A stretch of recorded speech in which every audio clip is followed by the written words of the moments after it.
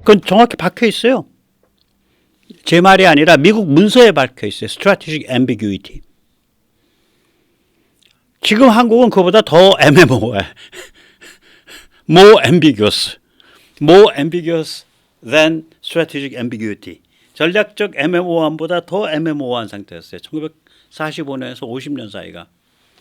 게다가 1947년 한 초중엽까지는 이게 제대로 이제 냉전이 가동을 안 할 때거든 아직.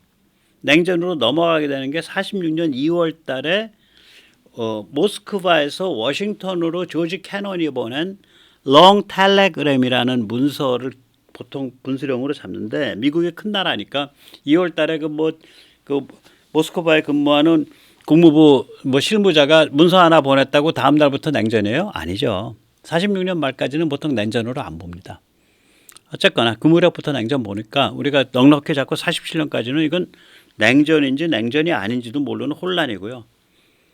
50년까지는 냉전이냐 아니냐는 글로벌 차원의 얘기고 한반도 문제는 50년까지 미국의 블루프린트가 없는 거예요. 이걸 어떻게 이걸 해야 이거 평화를 유지해주고 나라를 발전시키지 이런 블루프린트가 없어요 그냥. 그 다음에 이제 전쟁 터지니까 일단 맞고 보자. 그래서 자기들도 와서 많이 죽었지. 한 근 4만 명 가까이 죽었죠. 아까운 청년들이. 전 세계에서 또 다 와서 죽고. 고마운 거죠 그건. 그래서 이제 전쟁을 휴전을 하고 몸을 뺄라 그러는데 이 독한 한국 놈들이 또 독한 영감 저기 우남 이승만이라는 영감이 나서가지고 아이젠하워 팔목을 꽉 잡은 다음에 딱 팔 비틀어 가지고 어디 도망갈라 그래. 상호 방위 조약 동맹 맺고 가. 동맹 안 맺으면 우리 이거 휴전 인정 못해. 뭐? 그런 게 어딨냐고? 내가 뭐 할 수 있는지 보여줄게. 야 방공포로 풀어. 그게 왜 미국을 소름 끼치게 만드는 거냐면요. 쟤들은 모든 포로의 북송이 휴전의 조건이에요. 그런데 여기서 한국이 공산당 싫어하는 포로 나오세요. 네. 철조망 바깥으로 나가십시오. 그래서 방공포를 풀어버리니까 방공포로 석방 때문에 미국이 오매불망 그때 아이젠하워 정부죠. 고립주의 정부죠. 오매불망 추진하고 있는 지금 간신히 될똥말똥했던 정전 협상이 깨질 뻔했다니까. 우리 서명 안 해요. 우리는 뭐 서명자 아니니까 뭐 휴전 서명하세요. 우린 계속 싸울 거니까 알아서 하시오. 이러고서 나간 거예요 우남이. 그래서 우남 죽여버리려고 그랬잖아요 미국이 그때 한땐. 제거 검토했었어요. 우남을 제거하게 되면 여기가 나라가 너무 불안정해진다고 생각해서 포기했지. 그러니까 1954년 이제 그 53년에 가 서명을 하죠. 가조인을 한 거죠. 그리고 54년도 초에 한미 상호 방위 조약이 이제 비준이 돼요. 1, 2월 달에 한국과 워싱턴에서. 그때부터 우남이 이제 물러서고 이제 그때까지는 다 이제 미운 오리죠. 미운 오리. 저건 우리 동맹이 맞긴 한데 아이 저 얄미운 놈 저거 근데 굶어 죽을 것 같으니까 저 원조는 줘야겠고 아유 구질구질하고 이런 거 이게 미운 오리입니다. 그러면서 나라 만든 거지 그때. 그 다음에 61년부터 72년은 이제 처음에는 이제 군부에서 무슨 쿠데타냐 그래가지고 좀 긴장하는 듯 하다가 이제 월남전 같이 가서 싸우고 하면서 우리 동맹 하는데 그 다음에 이제 69년도에 닉슨 들어오면서 야 안 되겠어. 월남전은 월남 사람들이 감당해야 돼. 우린 옆에서 돕기만 할게. 그게 이제 괌 선언이잖아요. 근데 거기 또 붙어요. 타일랜드 나라 이름도 그렇게 거론이 됩니다. 타일랜드, 한국과 같은 우리 동맹들 말이에요. 아시아 동맹. 네, 거기도 제가 물어봤거든요. 네, 다 자기들이 앞가림 한다고 저의 이 괌 정책, 괌 독트린 정책을 다 환영했습니다. 네, 그래서 앞으로는 동맹들이 앞가림 많이 하셔야 됩니다. 저희 미군은 직접 가서 지켜주진 못해요. 네, 앞가림을 직접 하시면 옆에서 거들어는 드릴게요. 이게 69년도 괌 독트린이거든요. 우리 자주국방이 시작된 기점입니다. 그걸 박정희 대통령이 거꾸로 엎어쳤지. 그 앞가림 할 테니까 소총 만들고 대포 만드는 노하우부터 좀 가르쳐 줘봐. 그걸 엎어쳐서 그때 우린 자주국방으로 들어선 거예요. 69년도 괌 독트린이. 그러니까 굉장히 미국이랑 가깝게 갔던 그런 그 월남 참전에서부터 같이 갔던 게 이제 미국이 월남에서 밀리고 그 다음에 미국이 이제 그 저기 어디야 저기 그 중국 끌어들이고 미중 화해 시작하고 71년 72년 그리고 우리는 야 이랬다가 대한민국까지 팔아먹는 거 아니야 그리고 우리는 유신으로 퍽 튀고 그런 일이 순식 그 다음에 그 와중에서 또 닉슨은 저기 뭐죠 그 워터게이트로 탄핵 일보 직전까지 몰려서 사임하고 그러니까 그러니까 이 시기는 61년에서 72년은 점점 이제 그 한미 관계가 점점 긴장이 심해질 수밖에 없는 위기로 가는 상황이에요. 이제 그 세계 정세도 점점 불안해지고. 그러나 전체적으로 보면 1945년에서 1972년 그 한 27년이 전체적으로 보면 앞에 혼란기 한 미국이 내가 냉전해야 돼 말아야 돼 그 마음 못 정했을 때 한 1년 반 빼고는 전 오리지널 냉전 시기죠. 전체적으로 보면 딱 진영이 명확한 거예요. 근데 이게 이제 언제부터 우리한테는 이제 실존적 위협이 되냐. 냉전에서 중국은 옆으로 뺐네. 근데 우리한테는 소련보다 중국이 더 당사국 아니야. 6.25 당사국이고 더 많이 맞대고 있고 더 문제가 큰데고 중국이. 그러니까 우리는 이게 안보가 실존적 위협으로 몰린 거죠. 그러니까 미국이 한국을 보게 되면 저 위험천만한 놈들이야. 저 유신이라고 독재 체제 만들어 가지고 아주 독하게 야 쟤들 이상한 놈들이네. 쟤들 특별 관리해야 돼. 이 시기가 되는 거예요. 우리를 위험한 놈들로 보는 거예요. 72년에서 80년은. 그런데다가 미국 대통령이 77년도에서 77, 78, 79, 80 4년을 미국 대통령 역대 대통령 중에 제일 양아치 같은 인간이 됐잖아요. 땅콩 농장주인 카터. 그러니 박정희 대통령이 살아나가기가 어려운 거지. 그런데다가 73년 용키프르 전쟁을 기점으로 해서 아랍권이 야 저것들이 말이야 전 세계가 우리 아랍이 무슨 힘이 있는지 몰라. 야 석유 잠궈. 제1차 오일 쇼크로 우리 골로 갈 뻔했고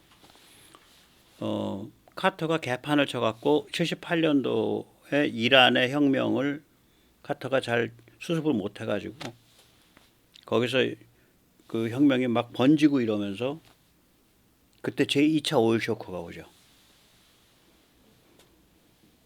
나라가 골로 가는 상황에 간 거지. 네. 그리고 나서 이제 80년 봄에 우당탕 쿵탕하고 신군부 들어와 갖고 경제를 안정화시키고 선진국으로 가는 길로 안착을 시켜서 그게 증명이 된 게 88 올림픽쯤 되죠.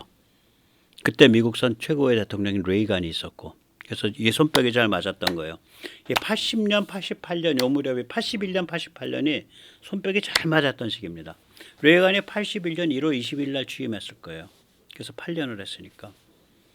레이간 입장에서는 한국에 그렇게 잘 버텨주면서 경제 발전 이루면서 올림픽까지 잘 치러지고 이래서 레이간 입장에서는 어차피 중국이랑은 그 닉슨 때 터놨으니까 중국 신경 안 쓰고 모든 신경을 유럽과 소련의 신경을 써가지고 동구를 자유화시키고 소련을 고르바초프를 이끌어내가지고 소련을 해체시켜 버렸잖아. 그러니까 이제 한국을 볼 때 너희가 잘 버텨줘서 고맙다. 참 어려운 시절 지냈다. 이렇게 되는 거지. 그게 한 92년까지 그런 거예요. 좀 빨리 잡아주면 한 91년. 예. 미국 대통령 시점을 봐서 그래. 자, 그러면 이제 45년에서 92년까지 약 한 47년 동안 이게 계절이 몇 번 바뀌었어? 나도 몰라. 일단 맞고 미운 오리 마음 바뀌는 중 위험한 놈 잘 버텨줘서 고마워. 계절이 6번 바뀌었네. 47년 동안. 근데 이 모든 계절을 일관되게 뚫고 있는 명제가 있어요. 한반도는 영구 분단. 한반도는 지금 현상 유지, 스테이터스 코어. 한반도는 현상 유지 게임이야. 한반도는 영구 분단 게임이야. 이 기조는 바뀐 적이 없어요, 미국이. 오리지널 냉전에서 대립을 하는 상태였던 심지어 6.25 때든 6.25 때 메가더만 한 두세 달 영구 분단 구조 깰라 그랬지. 원남이 정만이랑 한 번도 바뀐 적이 없어요. 미국이 원래 그런 나라예요. 뭐 골아프게 그 바꾸고 그래. 뭐 세계에서 그런 어떻게 자로 딱 재서 나오는 무슨 최상의 길이라는 건 없어. 너무 그런 식으로 막 최상의 길을 하려 그러면 나중에 덧나.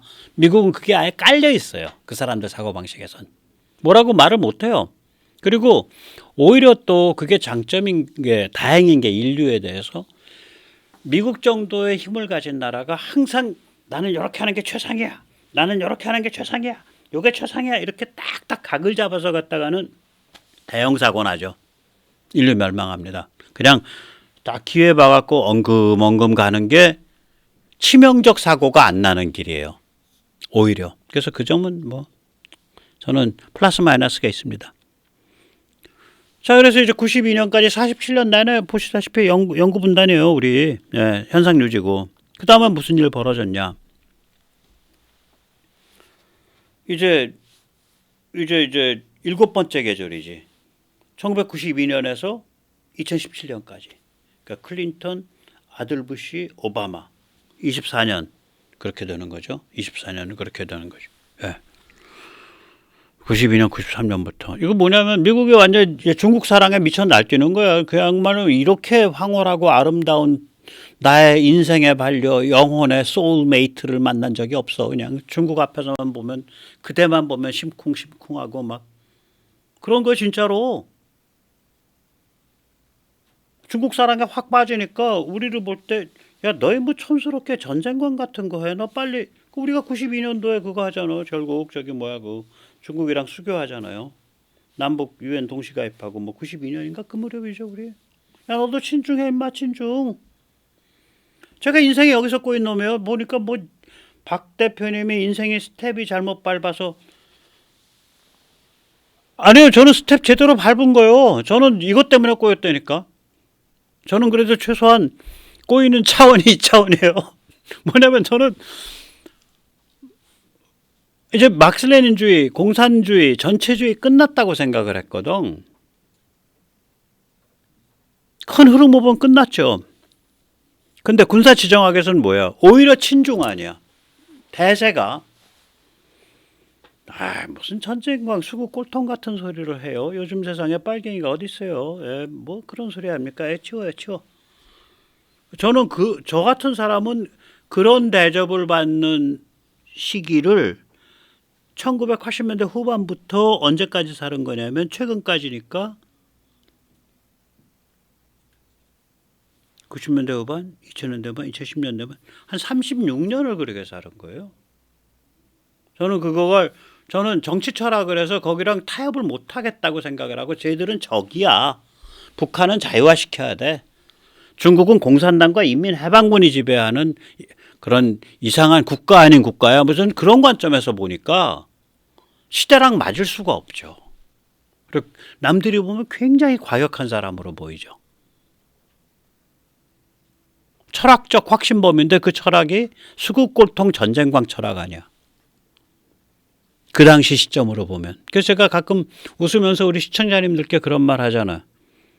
시청자님들도 참 인생 고달프게 사는 사람들이다. 그런 관점을 갖고 인생을 살아오셨으면 불과 몇 년 전까지만 해도 시청자님들은 수국골통 전쟁광이다. 왜냐? 미국이 친중을 하니까 미국이 우리한테 너희도 친중해. 친중하는 김에 북한도 좀 친북해줘야지. 북한은 중국 애들 저기 보호국이잖아. 위성 국가잖아. 뭐 이런 풍조죠. 이런 풍조가. 그게 우리가 한 24년 간 거죠. 24, 5년. 그리고 이제 트럼프가 왔는데 트럼프 이제 반중을 하는 건 좋은데 이 반중이 그냥 나홀로 일방적 반중이잖아. 그냥 미국 우선주의, 고립주의 반중, 관세 반중. 그러니까 반중 깃발 들어준 건 좋은데. 그러니까 트럼프 입장에서는 야 너희 중국이야 미국이야 너 줄 서 임마 줄 서려니까 돈 좀 더 내야지 돈 좀 더 내자는 파였는데 그까짓 거의 1년에 1조 더 내는 거 뭐 그렇게 가지고 그거 가지고 싸우냐 그런 거였는데 그러나 기본적으로는 저 사람은 이제 나홀로 관세전쟁 반중이니까 미국 우선주의 반중이니까 우리랑 뭐가 맞다가 안 맞다 하는 그 좀 양면성이 있죠. 그러다가 저는 바이든 쪽이 들어오면서 야 저거 무슨 타락 글로벌리즘 뭐 쟤들 정신머리나 있겠냐 그랬더니 뭐 LGBTQ, 그러니까 젠더 뭐 이런 거는 여전히 마땅히가 가 있는데 이 글로벌 군사지정학 쪽은 이 딥스테이트가 잡고서 가고 있는 거예요. 바이든이 잡고 가고 있는 게 아니야. 저는 딥스 그렇게 부정적으로 안 본다는 말씀했죠. 그러니까 군사지정학 전략 엘리트 집단을 저는 딥스라고 부릅니다. 무슨 뭐 빅머니도 아니고 빅 미디어도 아니고 빅텍도 아니고. 예.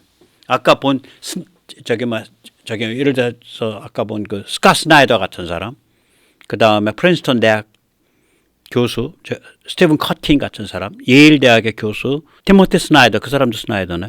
예, 그런 사람들을 저는 딥스테이트라고 보는 거지. 뭐 예를 들면 빌 게이츠라든지 저커버그라든지 뭐 이런 사람을 그러니까 딥스테이트라고 보질 않아요. 제 관점에서는. 어쨌거나 그런 어떤 그 군사지정학적 그런 글로벌 전략에 관한 그 전체를 끌어가는 집단이 생긴 것 같고, 그 집단이 반중 가치동맹, 반중 군사동맹으로서 한국을 지극히 중시를 하고 한국을 다시 없는 동맹으로 보고 있고, 그리고 캠프 데이비드에서 나온 한미일 공동성명에서도 처음으로 그 얘기가 나오잖아요. 자유롭고 평화스러운 통일 한반도, Unified Korean Peninsula which is free and at peace, 이런 얘기가 나온단 말이에요. 이게 1945년 이후로 처음 나오는 얘기예요. 그거 78년 만에. 전 눈물 날라 그러더라고. 근데 이제 앞에 그림도 그렇고 이 그림도 그렇고 한국의 파워가 계속 이제 올라왔던 거죠. 그러니까 건국에서 GPS까지. GPS 때 보니까 글로벌 중추국가, 글로벌 피보탈 스테이트. 그건 저기 그 윤석열 정부가 규정한 거 좋은 얘기예요. 그러니까 우리가 너무 정말 어디가 찢어지게 가난할 때는 그냥 이 꿍꿍 물고서 해야지, 뭐 우리가 뭐 이렇게 하고 저렇게 합시다 하고 어떻게 말도 못 꺼낼 처지지. 아니 미국에서 주는 탈지분유랑 저기 뭐야 저기 농산물이랑 옥수수 가루 갖고 먹고 살면서 그 원조 물자를 시장에 파는 돈을 가지고 정부가 예산을 썼거든요. 정부가 세수가 부족하니까. 남들은 그 돈 갖고 막 그 부패가 진행되는데 여기는 그걸 제대로 집행을 해서 정부가 돌아가고 군대가 조직되고 공무원이 돌아갔다고요. 물론 월급을 쥐꼬리만 이렇게 줘갖고, 저 어렸을 때만 해도 예를 들어서 군대에서 무슨 돼지고기 뭐 한우 나오면은 한우가 물속에 들어갔다가 건져내갖고 걔는 도강을 해서 나갔고, 병사들이 먹는 건 한우 도강탕을 먹죠. 국물만 살짝 나는 거. 걔는 이제 고기 덩어리는 나가서 이제 위에서 다 잘라 먹었지. 그러나 그런 그 뭐라 그럴까, 그런 그 참 귀여운 혹은 어쩔 수 없는 혹은 처절한 부정부패 말고는 돌아갔단 말이에요, 기본이. 그러니까 여기까지 온 거죠. 예. 그렇습니다. 사회학하는 사람들은 그런 종류의 부정부패를 가지고 순기능적 부정부패라 그래요. 사회를 돌아가게 하는 부정부패라는 의미죠. 그래서 아까 우리는 이렇게 해서 이렇게 여기까지 온 거예요. 자, 그래서 돌아와서 보면 지금 윤 정부에서 일어나는 이런 변화가 일어날 수 있는 이유 중에 하나는 윤 정부 자체의 리더십 문제도 있지만 미국이 바뀐 거예요.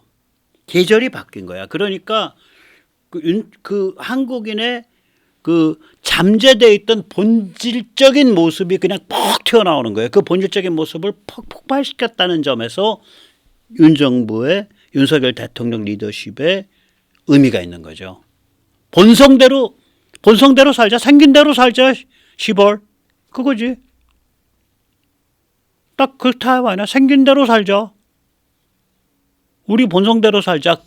그 생긴 대로 살 수 있는 세상이 된 거고, 생긴 대로 살자라고 주장하는 대통령이 나온 거고, 그 대통령이 깃발을 튼 그 흐름이 앞으로 계속 갈지 안 갈지 이번 총선에서 대충 결판이 날 것 같고, 일단은 그런 뭐 상황이라고 생각이 됩니다. 예, 오늘 여기까지 모시겠습니다. 감사합니다.